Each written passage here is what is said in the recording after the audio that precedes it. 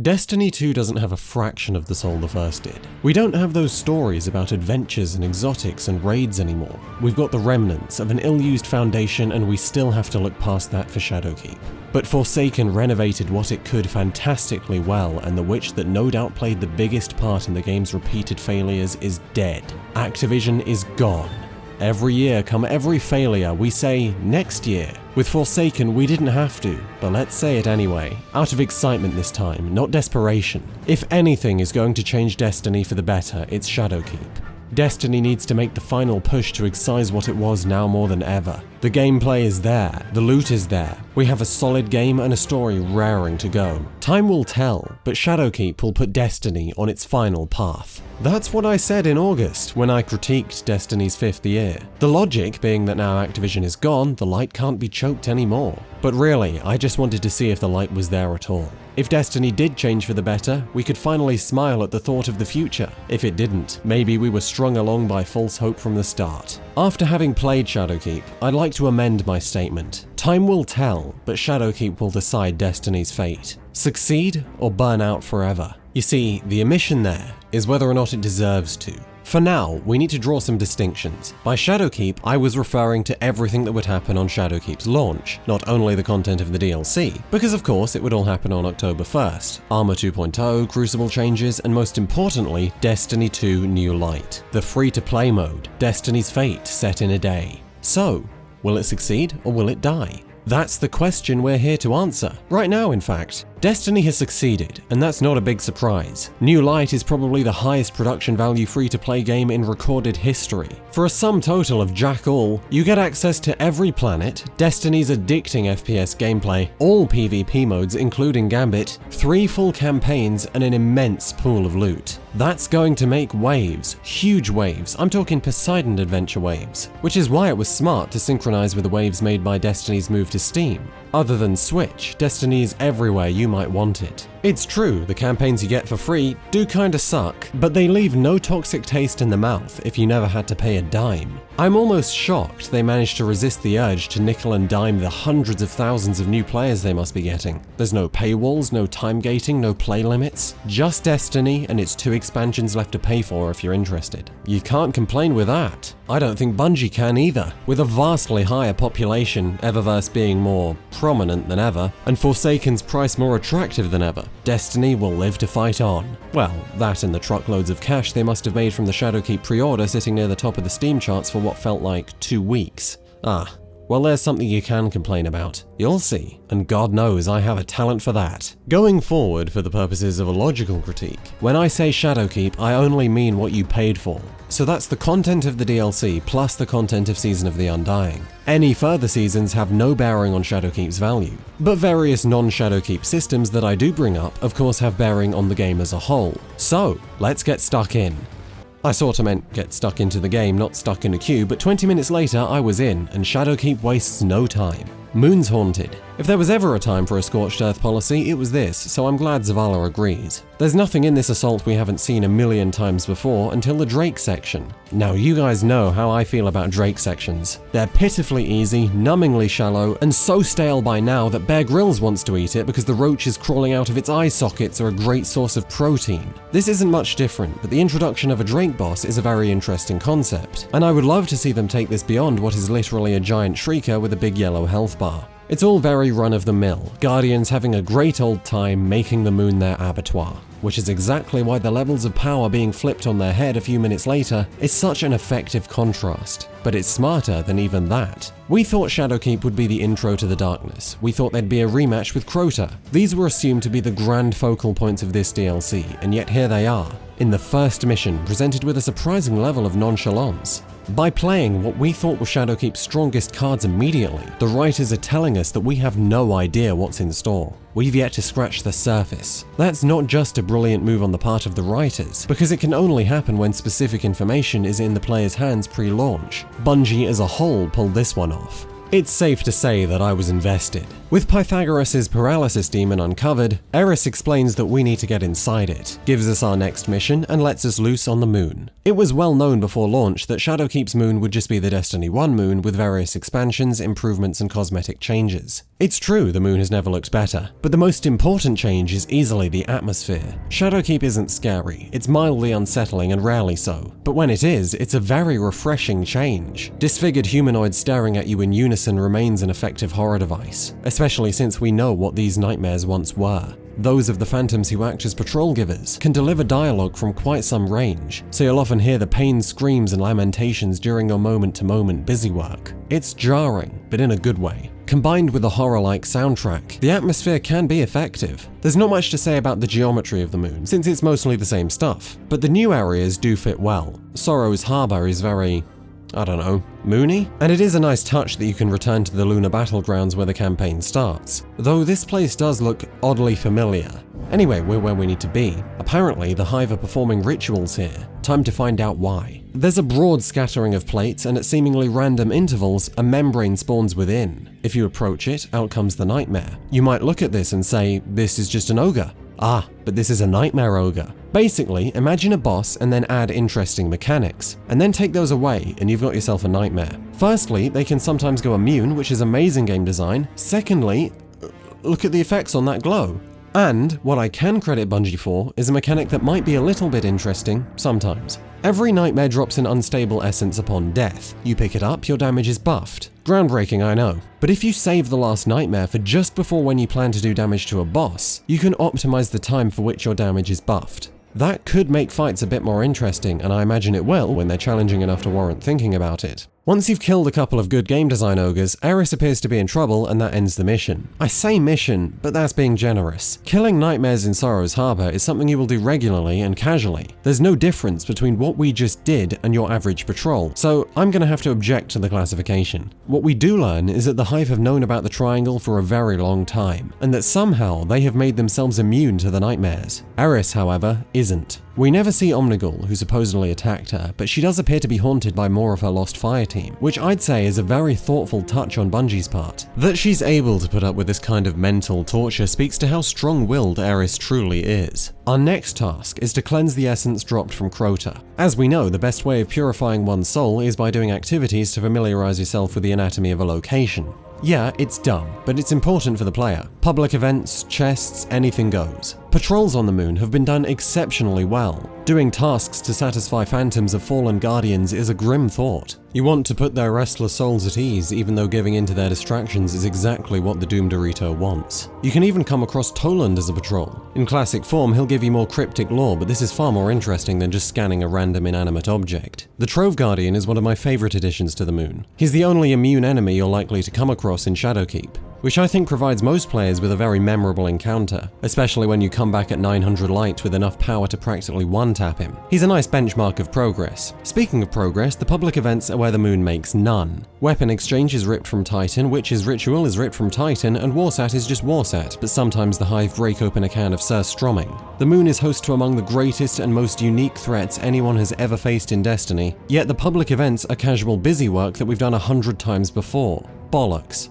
Having done all that, Crota's essence has been royally Sillet banged, allowing us to craft a piece of Dreamsbane armor. For some reason, having a full set will allow you to pass through the Scalene shitbag's shielding, so that then becomes our objective. Kill 4 more big boy nightmares to get 4 more big boy essences, cleanse them, and find a way into the triangle. First up, Omnigul.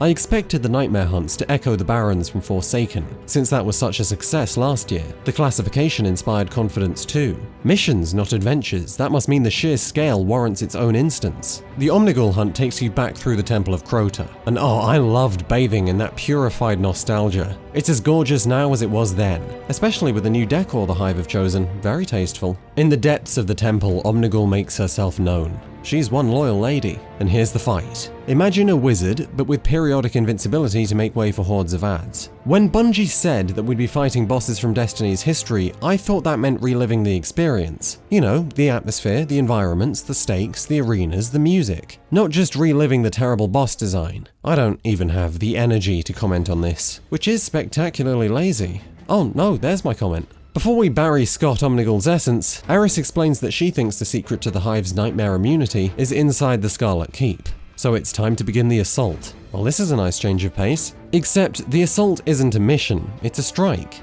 Uh-oh. Back to our old tricks, are we, Bungie? If you didn't play Curse or Warmind, in which case, good job. You mightn't know that the DLC's strikes were used as campaign missions, thus requiring less work, but still allowing them to advertise a lengthy campaign. It's hard to tell if those ones were designed as strikes or missions first, but the Scarlet Keep is a true strike without question. The Keep is a gorgeous location, and as per the nature of a castle siege, there's an incredible sense of progression to it. You begin from below looking up, and you end with a tantalizing view of the lunar surface that includes all those areas we were in only moments ago.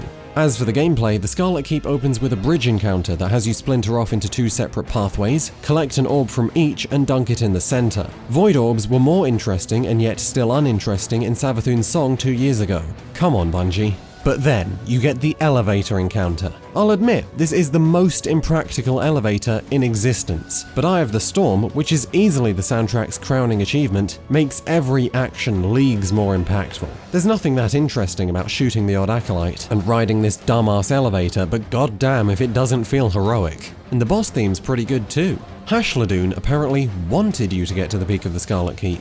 Clearly, she's forgotten what happened to every other strike boss in the solar system. They ain't shit to our guardians. But this one is shit. After having just fought a reskinned wizard with adds and invincibility periods, prepare to fight a reskinned wizard with adds and invincibility periods. When the crappy PS4 exclusive strike boss from Forsaken makes Shadowkeep's flagship strike boss look like it was designed on a Raspberry Pi, and I don't mean the computer, you know you've screwed up.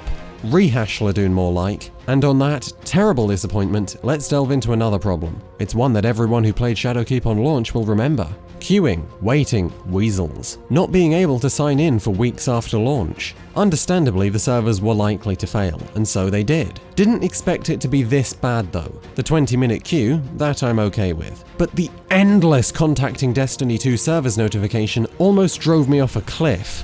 And I got booted 3 times. New Light is a great idea, but when it means I can't even play the game, the one I've paid hundreds of dollars for, to make way for free to play, it comes to mind that Bungie probably should have prepared for this. Or smarter, just not done everything at the same time. The lackluster missions had already left a bad taste in my mouth. Now I couldn't even see if things got better. Then, nobody could. Destiny 1 and 2 were taken completely offline. It was great. I remember tuning into Twitch to find a sea of disappointed streamer faces over the queue screen. Datto there playing Tetris like a true Chad, and with yet another terrible disappointment, I went to sleep. Alrighty, I'm back, got the well-rested perk, let's finish me some Shadowkeep. Oh. Failed to download configuration files. And just before I prepared to set aside an entire day to re-download all 88 gigs of Destiny 2, I finally got back in. Not bad, Bungie, you've really shown us how it's done. I'll be fair, it could have gone 1,000 times worse, and I'll keep to my promise, I won't hold it against Shadowkeep, because it's a platform-wide issue. But if it's so understandable that there would be a meteoric disaster, why do everything at the same time? God knows. We left off with Omnigul's essence yet to be cleansed, and just like Scrota, it's busy work.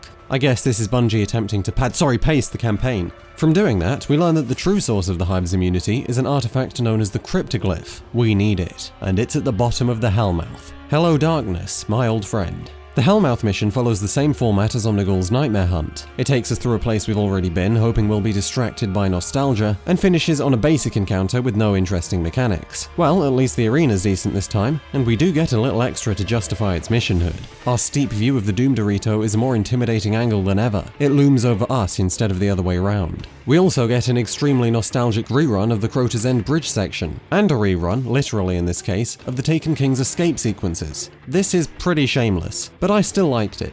Disrupting the mission structure itself is a surefire way of demonstrating a villain's power. Eris made a promise that she'd teleport us out when we got to the Cryptoglyph. Instead, things just get darker. Now it's only us, the darkness, and what's about to pounce from within. Once we've escaped, the Cryptoglyph allows us to craft the final 3 pieces of Dreamsbane armor. We'll need to get the essences and to cleanse them. But instead of railroading us, Shadowkeep opens up. allowing us to pick whichever hunt we like. That said, there is a light ladder if you want to keep the challenge consistent. I don't really see the point in doing this, since 99% of players will go down the exact same route. It fit with the theme in Forsaken, but here it feels more like a disguise. Let's hope these final hunts are up to par. It's at this point you meet up with Ikora on the moon. Nothing much happens here except for the confirmation that the pyramids are what caused the collapse. This is the darkness. Seems a bit pointless and it might be considered a lazy way of answering a mystery, but I like it. Firstly, the mystery wasn't that compelling. It seemed pretty obvious that these guys were as bad as it gets. And secondly, we know we're going inside. The game has made it very, very clear.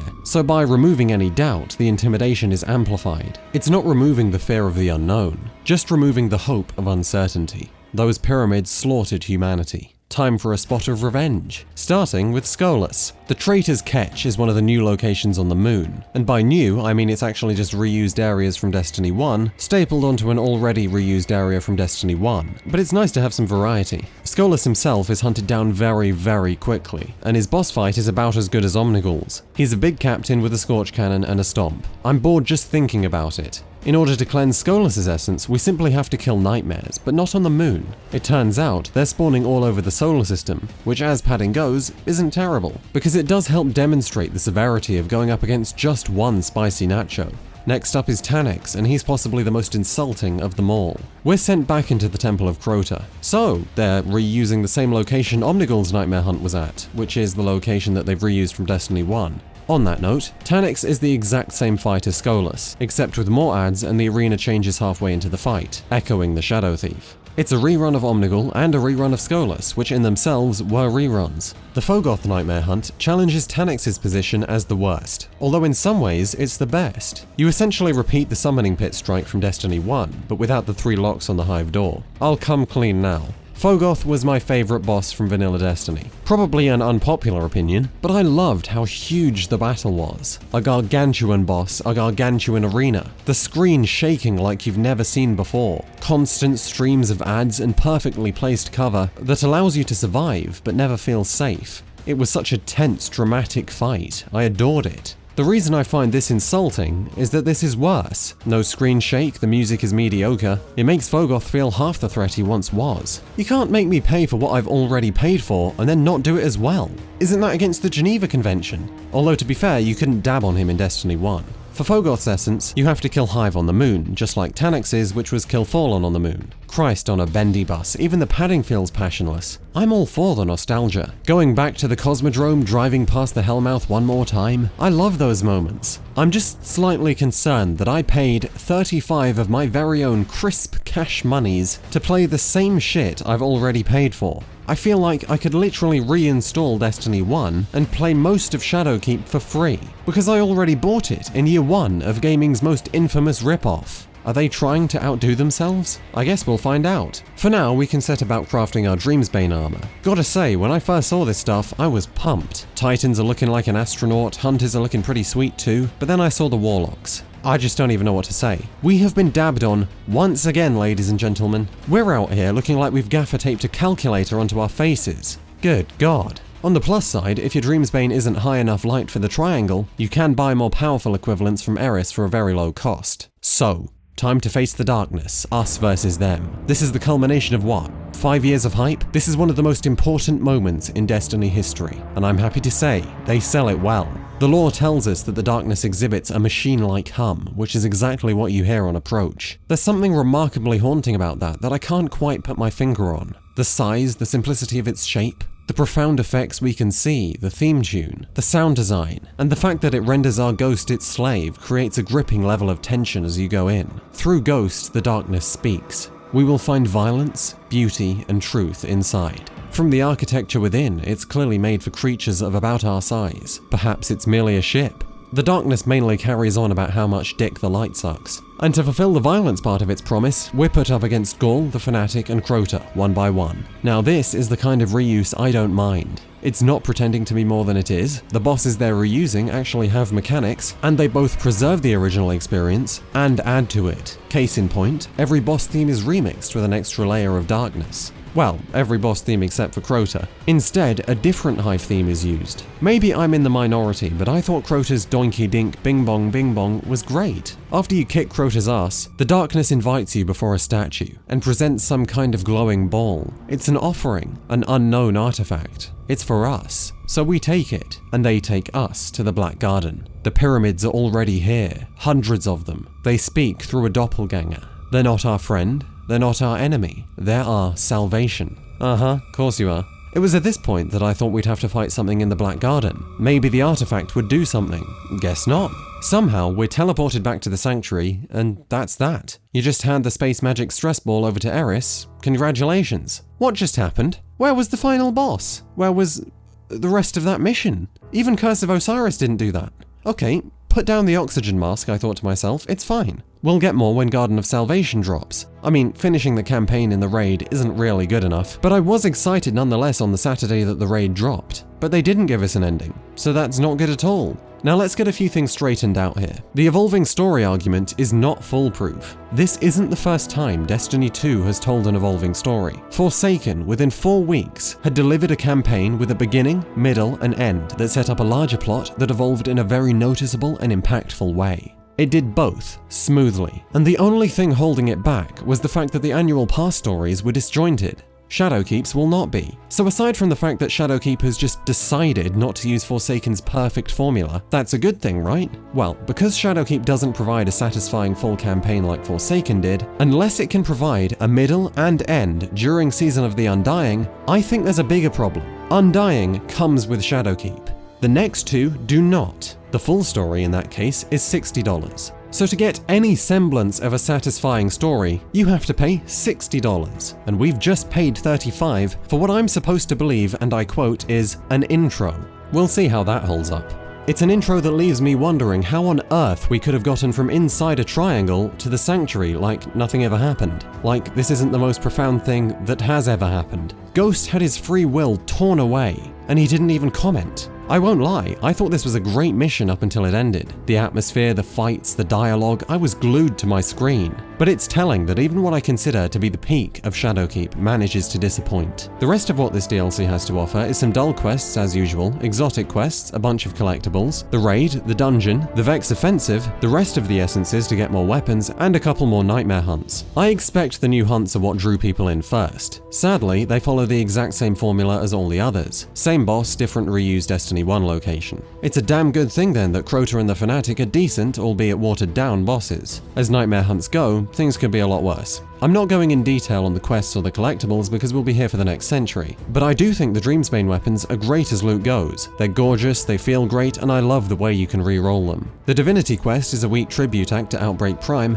The Leviathan's Breath quest can barely be considered a quest, but I gotta say the Deathbringer quest was pretty good. Yeah, it still has potato-brained objectives that force you to compete with other Guardians for progress. And yeah, there is one step that's gonna take a bit of the old datto, but the Deathsinger's aria was a great way to end it. You get 60 seconds to clear an arena or you wipe. But if you pop the Deathsinger's shield, you reset it. Problem is, every Deathsinger is hiding at the back. There's a good risk-reward setup and it's tense. Really tense. So far, it's the one time Shadowkeep's done something unique with its gameplay. Good reward too. The Deathbringer is a shining example of how you make an exotic feel exotic. Looking over to Bungie's roadmap, I'd just like to point out that most of this stuff was in Forsaken as well. The dungeon, the additional blind well bosses, the exotic quests, but it was happy to leave them as a secret because it wasn't desperately trying to justify its price. The heavy hitters here are of course the Vault of Grass, the dungeon, and the Vex Offenders Registry. It's my yearly tradition to watch the world's first raid completion, and this was no different. I was seconds late to see Ascend get it, but man, it was an amazing race, in an amazing looking raid. I'll deliver the criticism I feel qualified to give, and that's that it seemed completely disjointed from Shadowkeep. It wasn't, because I know the lore, but that's not going to cut it for most players. The bosses were just Vex guys. Soul Divisive Vex guys, sure, but nothing with the scale of Atheon. And there was nothing with the creativity of Wrath of the Machine. There's a reason the only raid since Leviathan that's interested me was Scourge of the Past. It's also undebatable that lag and server issues have ravaged the final encounter. But raiders are satisfied, and that's what's most important. The Vex offensive began on the same day as the raid, when the Guardians discovered the Sanctified Minds racist tweets from 2008. And anyway, it's time time to sort them out. In an attempt to properly link the Season of the Undying to Shadowkeep, you can find Vex invasions on the moon. The way Bungie sell this is nothing short of magnificent. At first, you'll start seeing glitches in space, which get worse and worse until this immense storm-like portal opens up in the sky, and Vex come pouring through. You have to fight 3 Gate Lords and finally an Overlord to beat it. It's a sweet public event, and it'd be even better if the matchmaking didn't always have me trying to solo farm Overlords. Once you've done a couple of them, it's onto the big boy stuff. I like the Vex offensive. It's like the Menagerie, in that it's a match-made 6-man activity with unique mechanics, allowing you to get a large-scale cooperative endgame experience without having 5 buckets ready for all your sweat. That alone is great, but this place is absolutely tantalizing. The Leviathan aesthetic was starting to put me into a coma, so this refresher is more than welcome. Shame about the variety though. Unlike Menagerie, Offensive launched with only one possible mechanic and only one end boss. I also doubt it'll ever offer comparable variety to any of the other season activities. Being temporary isn't really an excuse. Year 5's activities only had to be relevant for 4 months as well, and yet they delivered far more. And I certainly wish there was more loot. I hope you like vegan Curse of Osiris weapons. As it happens, I do. I think these look amazing. At the time of recording, neither the dungeon or Altars of Sorrows were out, and I could double, triple, backflip guarantee you that they wouldn't change my mind about this DLC. But now? Well, let's have a look. Altars of Sorrow is essentially Shadowkeep's escalation protocol. It takes place in Sorrow's Harbor, you know, that place where you fight continually spawning nightmares. Well, in Altars, you now get to fight continually spawning nightmares, but with Fogoth at the end. This might sound a bit immature, but... Anyway, to be fair, there is a sword bearer mechanic at certain intervals, and I like that killing adds gets you extra time. It encourages better play and allows for comebacks. Unfortunately though, you have to do Altars of Sorrow to access the dungeon, and that comes with a big problem. You see, whenever you fail a tier, you get rewards for the greatest tier that you had cleared. The only time this isn't true is when you fail Fogoth. In this case, you simply repeat tier 5 with no reward. The problem is, you need that chest to proceed. Since most random teams will be good enough to get to Fogoth, but not to beat him, you're locked in a loop of tier 5 with no chest. In other words, if you want to access the dungeon, you need to either luck into a team good enough to kill Fogoth, or let yourself fail at tier 5, which most people would not think to do. It's a frustrating reward system in a mind-numbing activity. Thankfully though, we're then blessed with the dungeon. If you've been starved for interesting gameplay so far, consider this a Kit Kat. The encounters are nowhere near as creative as the Shattered Throne, it's really just a lot of chasing symbols. But I do love how they've used the sword. In the first encounter, you have to kill 3 bosses that correspond to the door's symbols. Each boss can only be damaged with a certain sword attack, and that's not as terrible as you'd think, because this is a new sword. It can fire projectiles with its R2, and it can deflect incoming void thingies back at the enemy. You have to use one of these tactics on each boss, including the incredibly creative just spam melee approach on the knight. You'll need to remember that, because in the final boss you have to kill all 3 again to get a damage window. You're free to do whichever you want, whenever you want, which allows for a great deal of optimization, but due to the intensity, it also encourages a lot of team play. This is like a really good strike boss, which I suppose is exactly what a dungeon boss should be. Though I still don't understand why this doesn't have matchmaking, I do see value in having 3 players, unlike the Shattered Throne,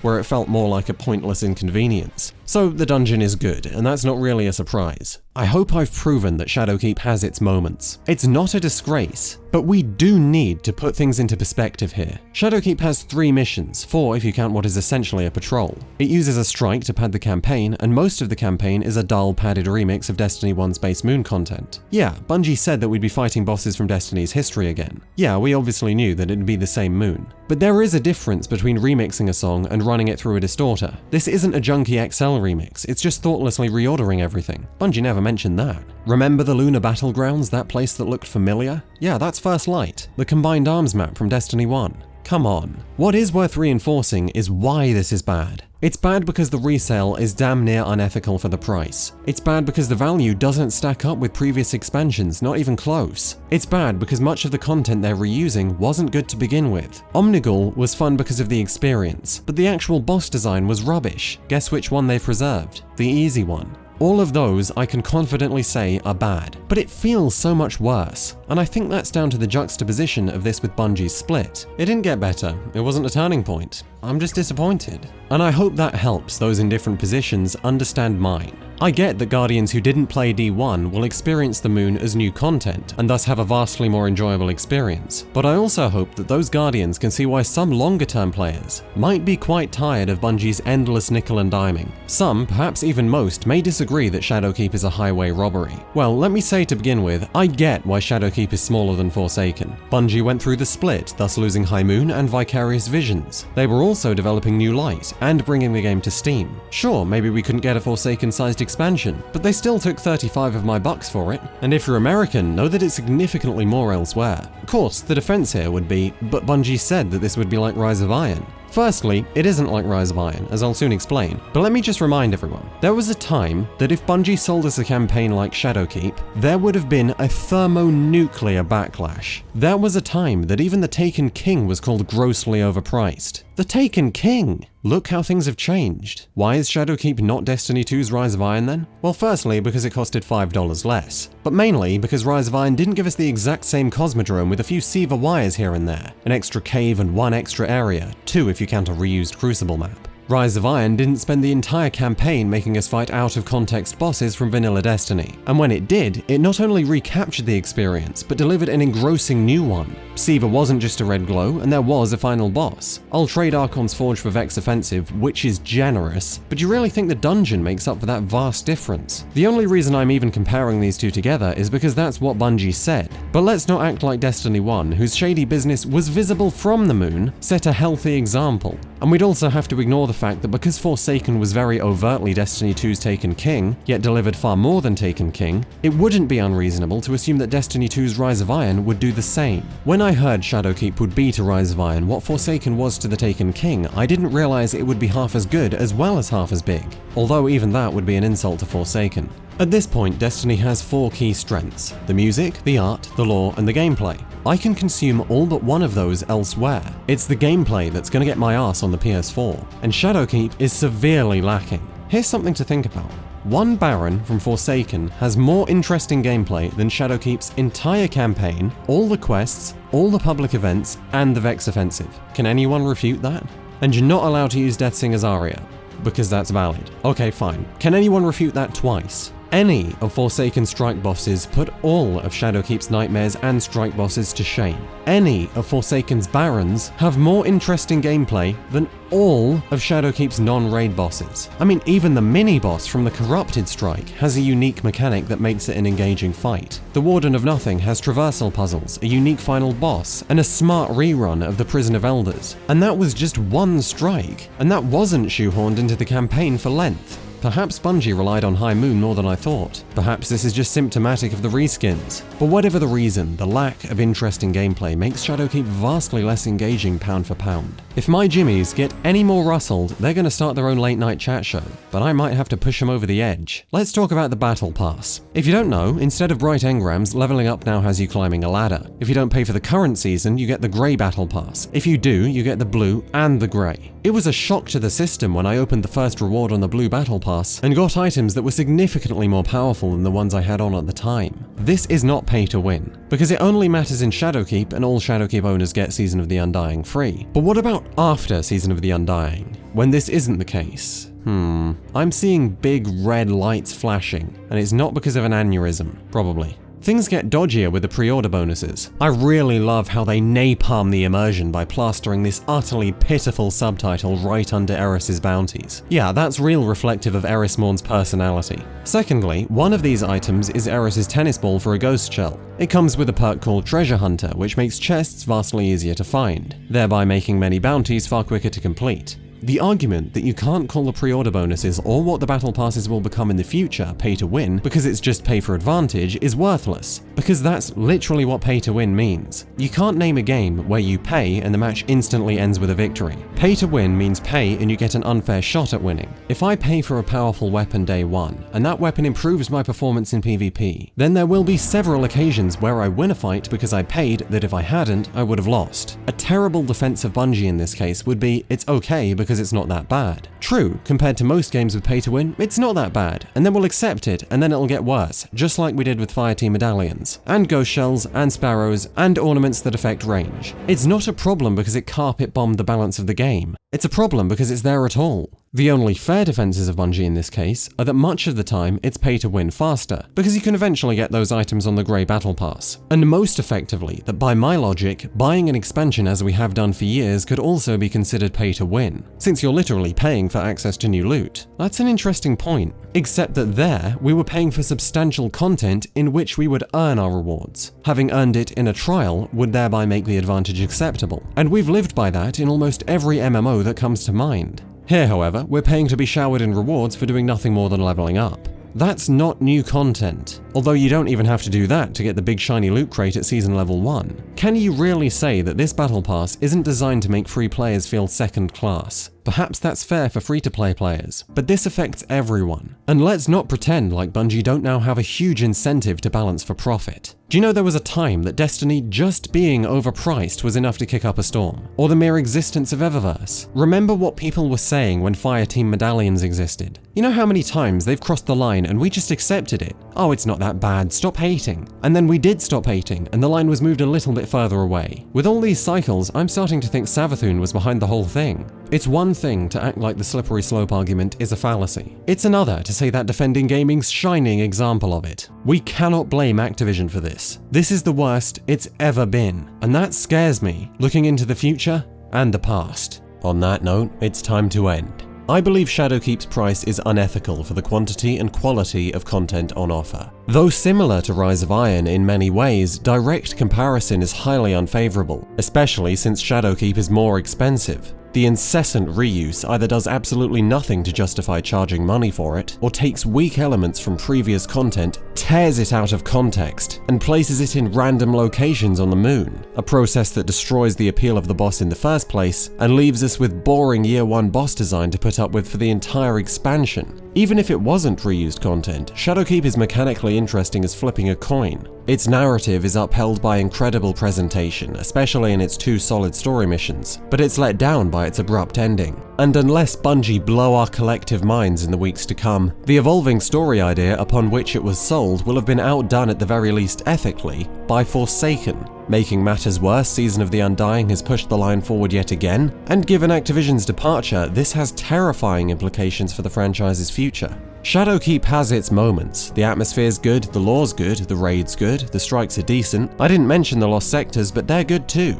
It has value, but nothing that I would have thought could warrant its so far stunningly positive reception. I have to consider the possibility that I've lost my marbles. Who knows? Maybe I'm honestly missing something. Maybe I've changed in such a way that Destiny simply isn't for me anymore. I'd quite like to shine a great big torch at the people who think that Nightmare Hunts, or worse, the Moon's lost sectors, are basically strikes, just to see if the gravity of their fanboyism bends the light around them. But I understand the perspectives of everyone else who enjoyed this expansion. Some people are really happy with the system-wide changes Destiny has made, which thereby makes Shadowkeep not better, but certainly more enjoyable. I especially understand positive perspectives from those who are new to Destiny 2. In that way, Shadowkeep can be fun. It can fulfill its purpose as an expansion, and perhaps even be worth the price. But that doesn't change the underlying rot. I feel the same way now as I did in Year 4, that as long as Bungie can expand their player base,